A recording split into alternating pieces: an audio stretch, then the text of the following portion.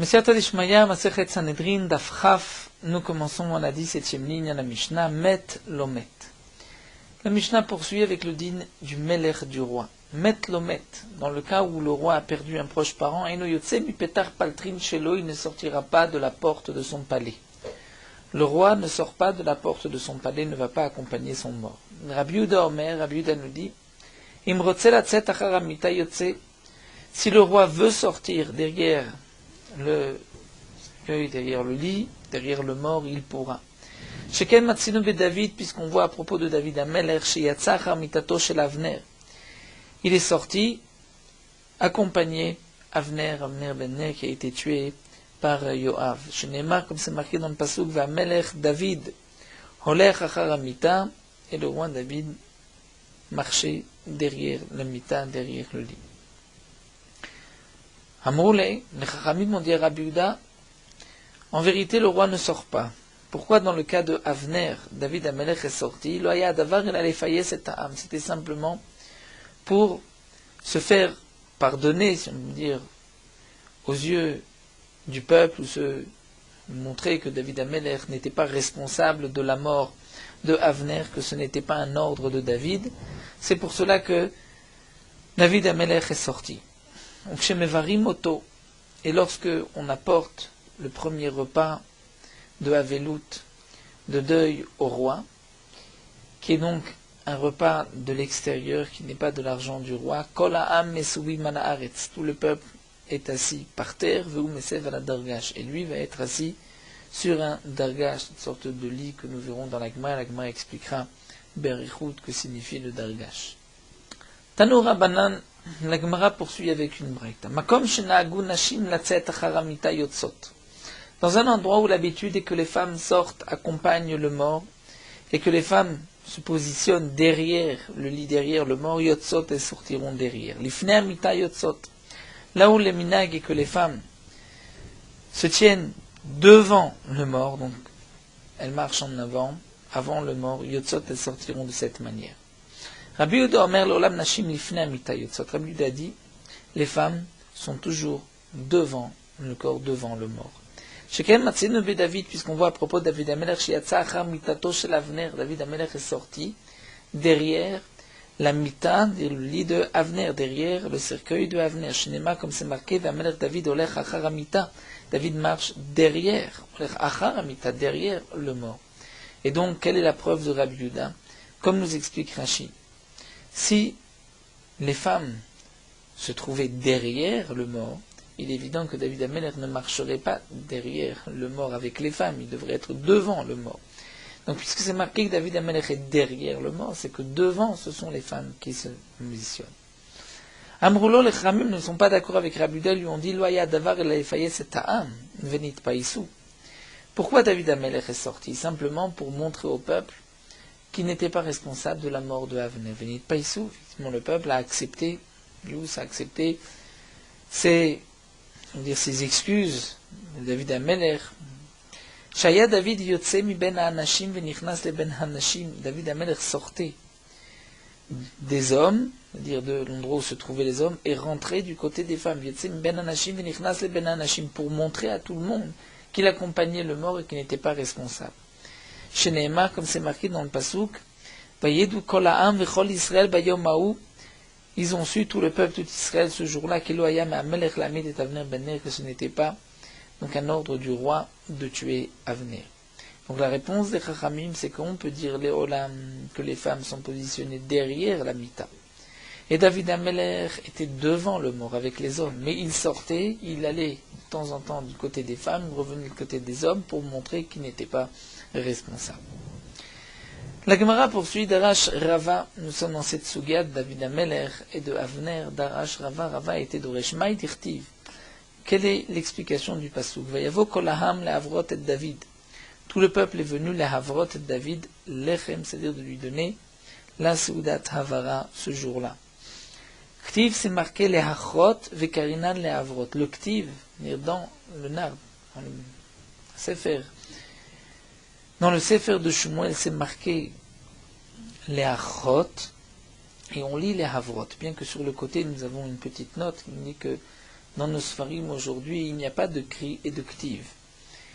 Mais ici, l'Agma nous dit qu'il y avait un cri et ktiv, donc on écrivait les hachrot et on lit les havrot. Les hachrot, c'est détruire, exterminer.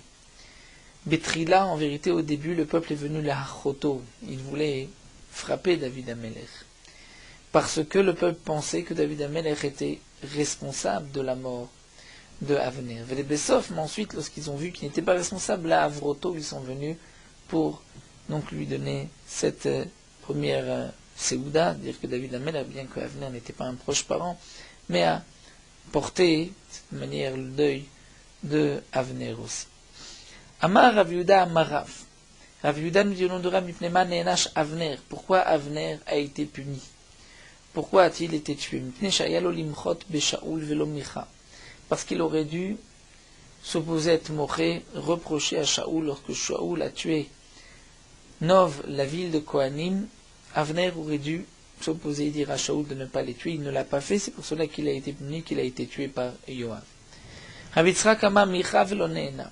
Rav Yitzchak nous dit en vérité, il a été moché, il s'est opposé, seulement Shaoul ne l'a pas écouté. Mais Shneim Mikra Echad Darshu, aussi bien Rav Yehuda que Rav Yitzchak ont été d'Oresh, les deux le même passouk. C'est marqué Vaïkonen Amelech El Avner, que le roi a dit une kina, sorte de raison funèbre sur Avner, en disant Vayomer Akemot Naval Yamut Avner. Est-ce que c'est comme le mort d'un rachat de Naval que Avner va mourir? Pourtant, Yadecha Lo Asurot. Tes mains n'étaient pas attachées. Veraglecha Lo Linchushtaim Hugashu. Et tes pieds n'étaient pas avec des chaînes. Kinpol Lifne Bene Avla Nafalta. Tu es tombé devant un homme Bene Avla, un homme rachat, un homme qui s'est mal conduit. Comment va-t-on expliquer le pasuk? Manda Amar Lomicha, celui qui dit que Lomicha ne s'est pas opposé à Shaoul. Il ne lui a rien dit, il ne lui a rien reproché. Rikama, voici ce que David Amelech a voulu lui dire. Yadecha lo asurot, veraglecha lo nchushtaim mugashu. Puisque tu n'avais pas les mains attachées, les pieds liés, alors maïta malomachita, pourquoi tu n'as rien dit? Pourquoi tu ne t'es pas opposé à Shaoul? Et donc, puisque tu ne l'as pas fait, c'est pour ça que tu as été puni, que tu es tombé dans les mains de Yoav. À celui qui dit que Avner s'est opposé à Shaoul, mais que malgré tout Shaoul ne l'a pas écouté. Alors on expliquera le pasuk ainsi. David Amelech s'étonne et demande à Kemot Naval Yamut, est-ce que tu vas mourir comme un rachat, toi Avner? Yadecha lo asurot, veraglecha lo nchushtaim. C'est-à-dire que tes mains n'étaient pas attachées, tes pieds n'étaient pas liés, puisque tu t'es opposé, tu as dit, tu as fait cette remontrance. Alors Maïtama, pour quelle raison? Kinpolifne ben Avla nafalta. David Amelech disait sous une forme d'interrogation, comment se fait-il que tu sois tombé dans les mains de Yoav? La Gemara demande, et donc d'après ce man de Amar, les man de Amar Micha, que Avner s'est opposé à Shaoul, lui a fait cette remontrance et que Shaoul ne l'a pas écouté. Alors Maïtama, pour quelle raison? Yanesh, il a été puni, il a été tué par Yoav. Amar Nachman bar Yitzchak, Shesham Malchut David, Shte Shanim Umertzar. Nachman bar Yitzchak nous dit parce qu'il a fait tarder la Malchut, la royauté de David, 2 ans et demi. Et Rashi nous explique, étant donné que Avner a intronisé Ishboshet à la place de Shaoul et n'a pas proclamé roi David Amelech tout de suite. Si Avner n'avait pas proclamé que Ishboshet son roi à la place de Shaoul, on aurait choisi immédiatement David Amelech. Donc Rachid nous rapporte un calcul des années, où on voit que donc la malchoute de David a tardé à venir de 2 ans et demi à cause de Avner, et c'est pour cela qu'il a été puni. La Gemara continue, et nous allons expliquer le dargash marqué dans la Mishnah. Shemevarimoto, donc lorsque le roi perd un proche parent, et que on va lui apporter cette Souda Tavara, le peuple est assis par terre et lui va s'asseoir sur un dargash. Maï dargash. Amar Oula explique Arsa de Gada. Arsa de Gada, c'est un lit qu'on avait l'habitude, nous dit Rashi, pour le bon mazal, le mazal tov, on avait l'habitude de mettre un lit, une table dans la maison qu'on n'utilisait pas. C'était l'habitude à l'époque. Donc le roi va s'asseoir sur ce lit-là qui était placé comme mazal, comme bon mazal. Ça c'est Arsa Degada. Amalé Rabbanan Leoula, Khamim on dit Amoulé, Rabbanan Leoula, on dit Aoula. Mais Kamideda Edna Lotivne, Vashta Mutvinane. C'est quand même étonnant. Jusqu'à présent, ce lit n'était pas utilisé. Il faut que le roi perde un proche parent qu'on utilise ce lit. Atkifla Rava, Rava demandé Maïkoucha, quel est le problème? Dilma Midedave Achila Vishtia. De la même manière que pour la nourriture, manger et boire. Adaïdna, jusqu'à présent. Lo. Achilne Velashkin, on ne donne pas à manger au roi. Ni on lui donne à boire. Et Ashta, maintenant on va lui donner à boire et à manger. On va dire puisqu'il est Avel. Donc son statut est différent. Là aussi il est Avel. De la même manière que pour le Havel, on lui donne à manger Michel Acherim des autres, donc ce n'est pas de son argent, donc on le fera asseoir aussi à un endroit où ce n'était pas l'habitude de l'asseoir. Donc la question qu'on rapporte ici, comme dans la question des Chachamim Maoula, n'en est pas une. Elle, à l'Agma reprend Ikasha Hakasha. Si nous avons une question, si les Chachamim ont posé une question à Oula, c'est cette question qu'il faut dire. Dargash, c'est marqué Enotzarich lechafoto et la Zokfo. C'est marqué à propos du Havel que le Dargash, bien que le Havel endeuillé doit retourner les lits de la maison, mais le Dargash, il n'est pas nécessaire de le retourner, et la Zokfo, mais de le mettre debout. Oui, Salkadatarza Degada, si tu penses que le Dargash est un lit qui est placé ici, le Mazel Tov, alors Rama Inotsar de Khafoto, pourquoi il ne faut pas le retourner? Vatania, pourtant nous avons une braïta qui dit à Kofet Mitato, que le Havel qui doit retourner son lit, l'omitato bilvad ou kofé, ce n'est pas seulement son lit là où il dort, et la kol mitot sheshlo betorbeto ou kofé, mais tous les lits qu'il a dans sa maison, il doit les retourner. Donc si le dargash est un lit, il faut le retourner. Pourquoi la Braïta nous dit qu'il n'est pas nécessaire de le retourner, il faut juste le mettre debout? La Gemara dit Maïkoucha, si c'est ça la question, on ne comprend pas. De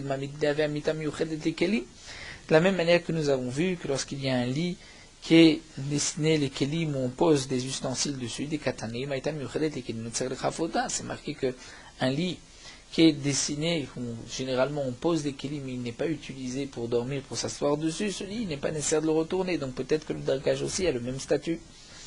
Alors l'agma reprend ilahi kasha akasha. Si nous avons une question sur l'explication de Oula, voici la question. Rabban Shimon Gamliel Omer Dargash Matir Karvitin Vunofel Melav. Rabban Shimon Gamliel dit que le Havel n'a pas besoin de retourner le Dargash, mais Matir, il va défaire Karvitin. Karvitin, c'est-à-dire les anneaux qui tiennent ce lit, Vunofel Melav, et le lit va tomber de lui-même, comme nous allons l'expliquer tout de suite. Vistal Karatacharza Degata. Et si tu dis Arsa Degata, que c'est un lit qui est placé ici, qu'on n'utilise pas, alors Karbitin, mais Itlé, est-ce qu'il a des anneaux? Il n'a pas d'anneaux, ce sont comme les autres lits de la maison, donc on ne comprendra pas Rabban Shimon Gamliel.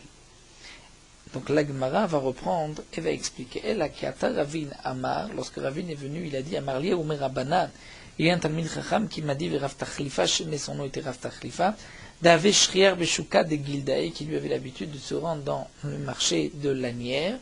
Vers Amarli, il m'a dit Maï Dargash, c'est quoi Dargash? C'est Arsa de Tzala, c'est-à-dire un lit de peau. Rashi nous explique c'est un lit de peau, et on va suspendre des lanières aux extrémités de cette peau, et lorsqu'on veut tendre le lit, donc on va tirer ces lanières sur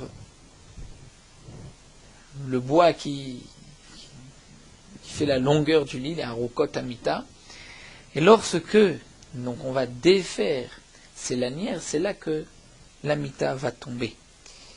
Et ça c'est les karbitines dont nous parlait Rabban Shimon Gamliel. Donc pourquoi il ne va pas retourner le lit? Rachid nous explique, étant donné que si on retourne le lit, la peau risque de s'abîmer avec l'humidité du sol. Étant donné que lorsqu'on retourne le lit, la peau se trouvait directement sur le sol. Et longtemps, le lit n'était pas suffisamment haut. Et donc, Tanakama lui pense que le dargash, on ne va pas le renverser complètement, mais on va le mettre debout. Et Rabbi Shimon dit, c'est suffisant juste de défaire les lanières, et donc le lit va se défaire.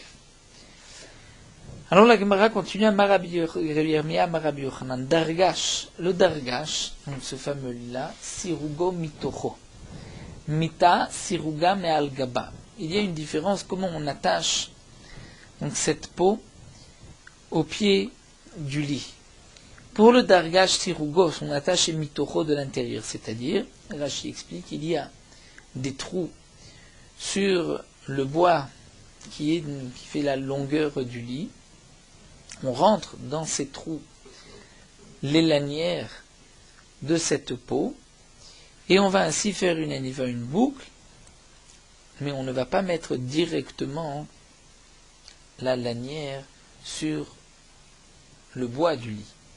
Alors que Mita, un lit, Siruga Me'al Gaba, c'est-à-dire que les cordes qui servent à tendre le lit, c'est-à-dire de sommier, donc ces cordes, on allait les placer sur le bois qui forme donc qui est toute la longueur du lit de chaque côté. C'est le siroug de cette mita. Ça, c'est ce que nous explique ici Rabbi Yirmiyah au nom de Rabbi Yochanan, la différence entre le dargash et la mita.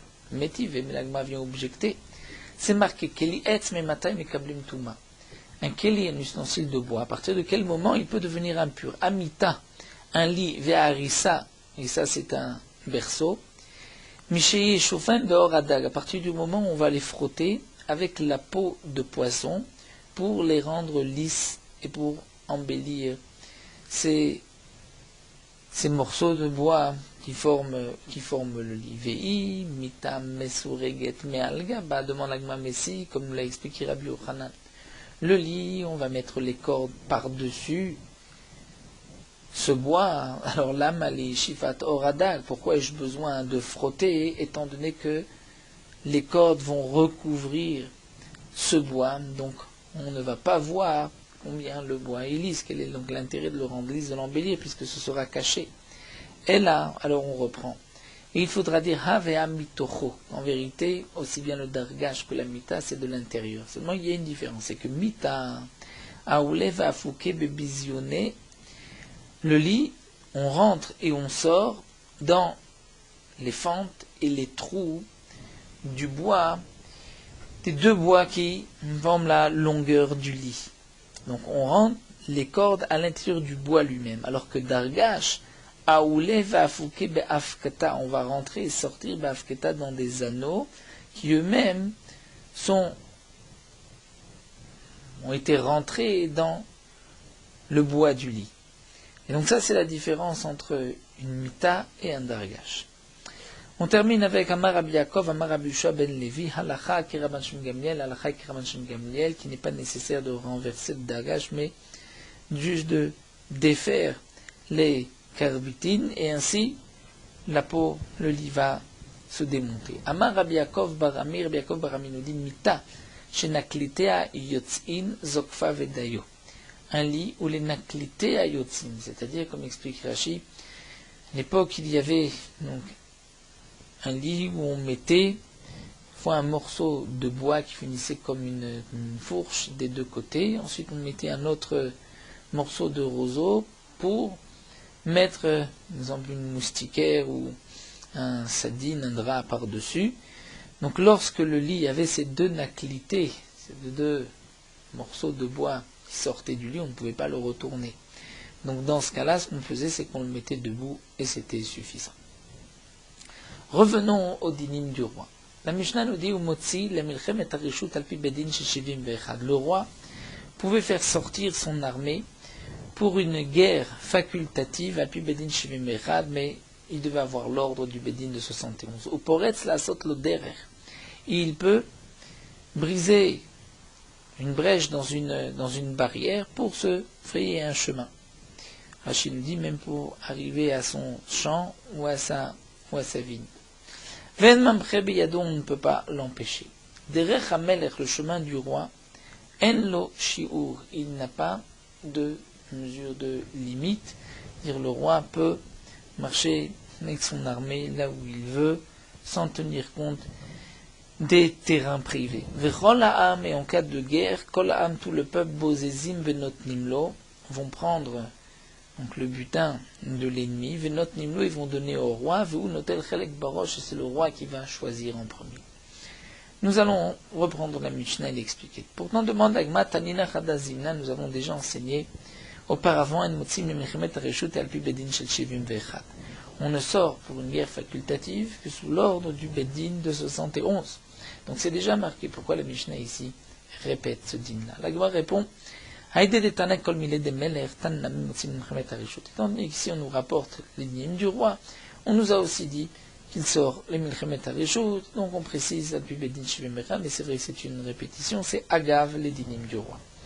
Amar Rabuda, Amar Shmuel, Rabuda nous dit au nom de Shmuel, Kol ha'amur beparashat Melech, tout ce qui est marqué dans la paracha du roi, Melech Mutarbo, le roi a le droit d'agir comme c'est marqué dans le pasuk, c'est-à-dire à propos du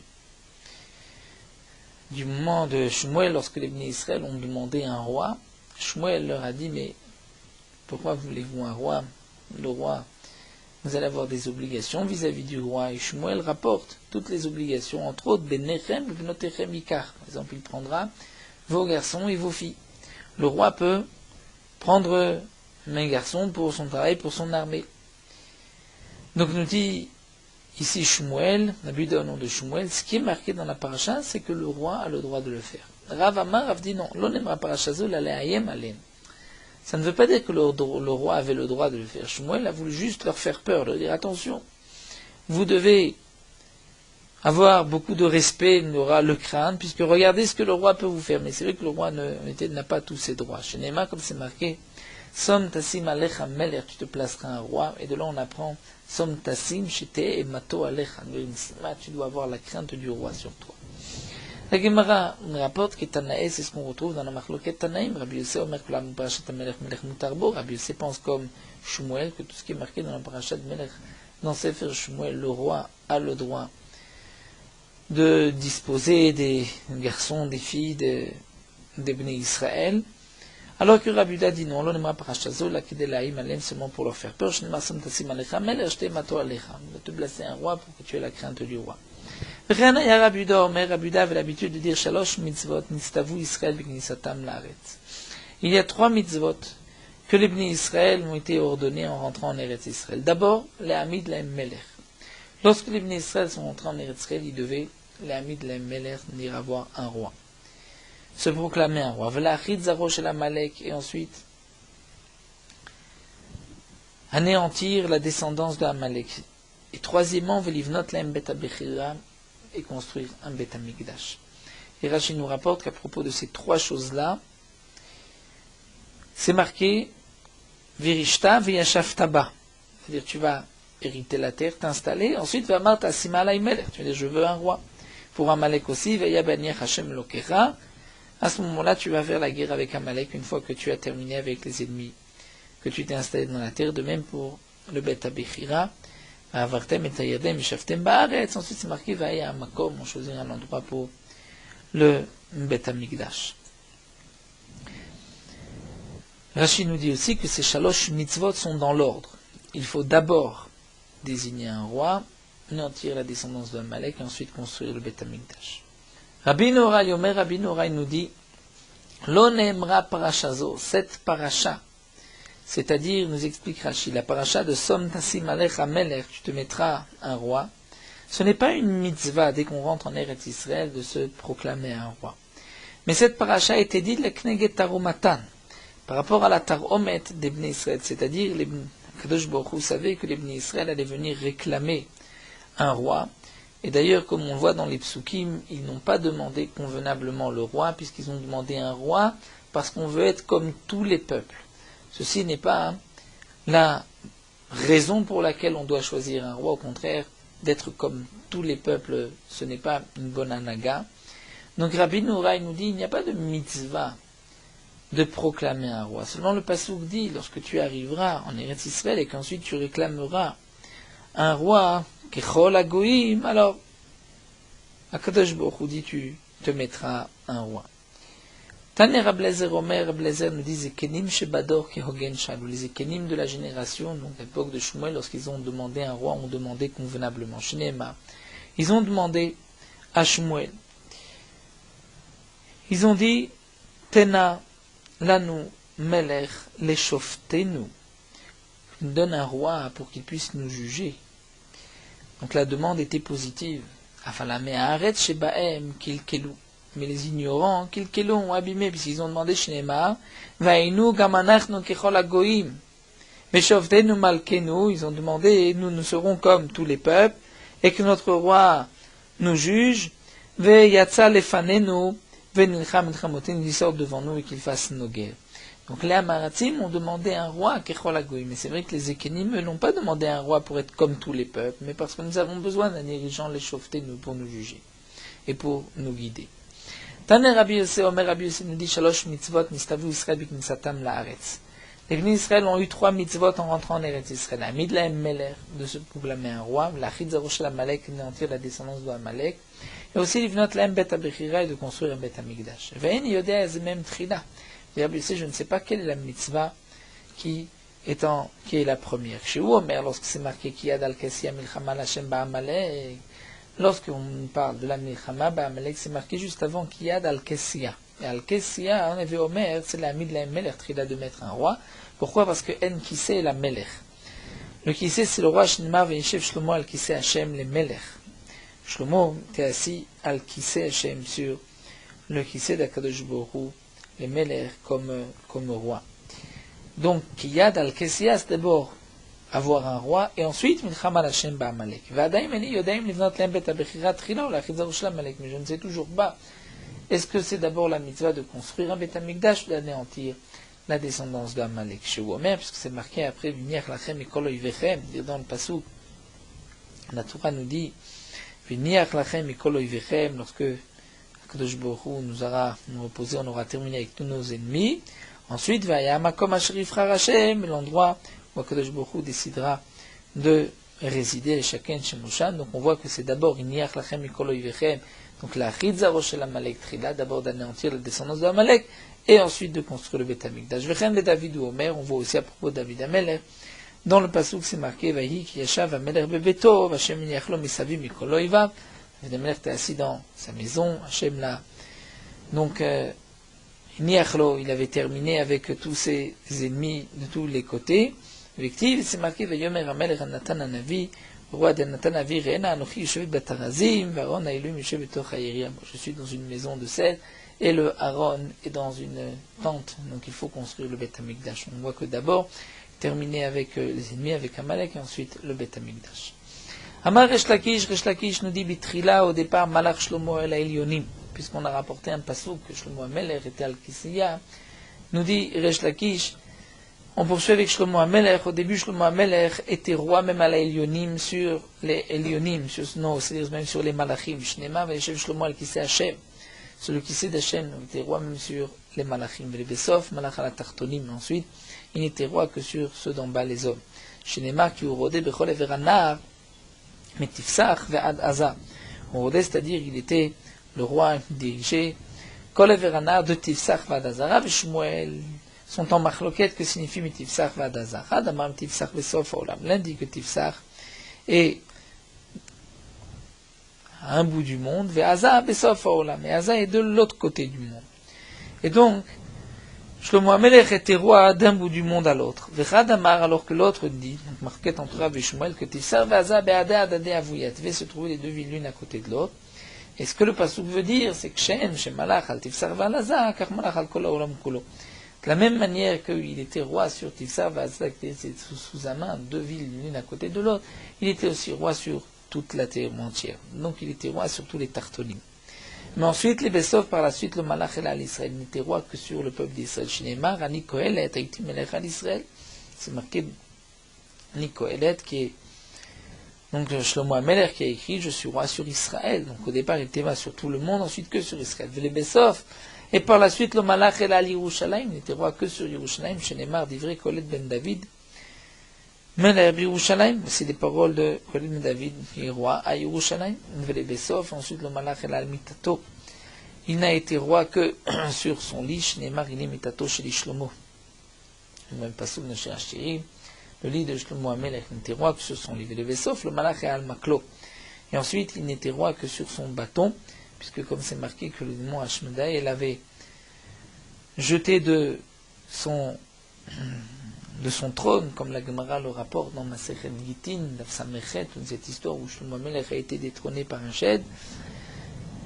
Et donc Shlomo Amelech n'a été ensuite roi que sur son bâton, c'est-à-dire il n'était plus roi, il est tombé de la chaise. Chez Neymar Zay Achelki Mikol Amali, c'est ma part de tout ce que j'ai travaillé. Rav Shmuel l'a dit Chadamar Maklo, Chadamar Gondo, l'un dit son bâton, l'autre dit non.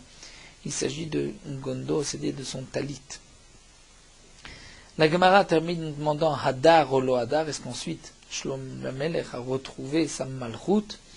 Rav Shmuel l'a dit Chadamar Hadar, ensuite il est redevenu roi, Chadamar Lo Hadar, il dit non, il n'est pas redevenu roi. Mandamar Lo Hadar, c'est ce qui est marqué Melech Vehediot. Shlomo Amelech était roi, et ensuite il était idiot, il était comme un homme simple, et il n'est pas redevenu roi. Après donc cette histoire de ce Shindalet de Masechet Gitin. Mandamar Hadar, et celui qui dit qu'il est redevenu, donc il était Melech Vehediot, ou Melech Melech, ensuite il est devenu un homme simple, ensuite il est devenu roi. Nous avons vu aussi, Poretz la Sotlo Derer, qu'il peut se frayer un chemin, briser même une barrière. Tanou Rabbanan. Revenons au dîne de la biza du butin. Otzrot Melachim la Melech, lorsque les Bnei Israël partaient en guerre, et qu'il y avait donc le butin d'un autre peuple. Le butin du roi, c'est-à-dire de ce qu'on trouvait dans les trésors du roi, la Melech appartenait au roi. Veshar biza, le reste du butin chez Bozézim, que les Bnei Israël prenaient, c'est Mertzala Melech ou Mertzala. On partageait la moitié pour le roi, la moitié pour le peuple. Amalaya Baïd Ravdimi, Abaïd Ravdimi, Mamlel Ravacha, d'après certains c'est Ravacha, Bishlama Otzrot Melachim la Melech, on comprend pourquoi ce qu'on trouvait dans les trésors du roi appartenaient au roi, en Khadimité, c'est logique, c'était l'habitude. Donc le roi prenait le butin du roi. Et la char biza chez Bozézi, il met l'autre biza, c'est-à-dire le reste du butin. Pourquoi on donnait la moitié au roi? Mertzala Melech, Mertzala Aminam, d'où est-ce qu'on sait dire Tiv? La Gemara apporte un passouk, c'est marqué à propos de Shlomo Amelech.